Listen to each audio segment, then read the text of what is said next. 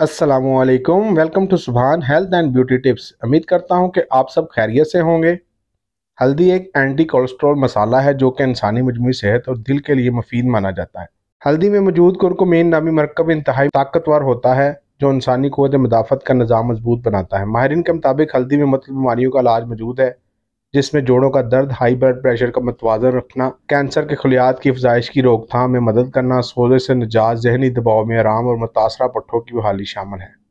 नाज़रीन इकराम, वीडियो का बाकायदा आगाज़ करने से पहले नए आने वाले सभी दोस्तों से गुजारिश है कि यूट्यूब पर मौजूद हमारे चैनल सुभान हेल्थ एंड ब्यूटी टिप्स को जल्दी से सब्सक्राइब कर लें और साथ मौजूद घंटी को दबा लें ताकि हमारी हर नई आने वाली मालूमाती वीडियो आपको जल्द से जल्द मिल सके। और कमेंट में अपनी कीमती राय का इजहार ज़रूर किया करें। नाज़रीन इकराम, हल्दी का शुमार इन मसालों में होता है जो सेहत के लिए बेहद फ़ायदेमंद समझे जाते हैं। और अगर दूध की बात की जाए तो कैल्शियम की कमी में दूध पीने का मशवरा सबसे पहले दिया जाता है। आपने अक्सर लोगों को हल्दी दूध एक साथ मिलाकर पीता देखा होगा, लेकिन क्या आप ये जानते हैं कि इसके बेशुमार फ़वाइद भी हैं, जिसके बायस आपको भी इन दोनों को मिलाकर ज़रूर पीना चाहिए। हल्दी दूध को एनर्जी ड्रिंक माना जाता है और चोट लगने पर यह वो नुस्खा है जिसका इस्तेमाल हमारी दादी और नानी सालों से घरों में करती आ रही हैं। हल्दी दूध के चंद खास फ़वाइद।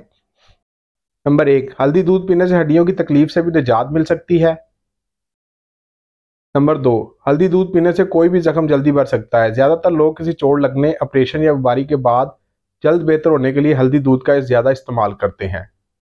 नंबर 3, हल्दी के इस्तेमाल से एलर्जी या जिल्द के इन्फेक्शन की रोकथाम भी की जा सकती है। नंबर 4, रात को सोने से कबल दूध पीना बेहद ज़रूरी है, इससे नींद भी बेहतर आती है। अगर इसे हल्दी के साथ पिया जाए तो ये बढ़ती उम्र के असरात से तहफ़्फ़ुज़ देने में भी मददगार साबित होगा। नंबर 5, हल्दी एंटीसेप्टिक, एंटी माइक्रोबियल और एंटी एलर्जी जैसी खसूसियात की हामिल होती है। लिहाजा दूध और हल्दी को अपनी रोज़मर्रा ज़िंदगी का मामूल बना लें और इसके बेतहाशा फ़वाइद से मुस्तफ़ीद हों।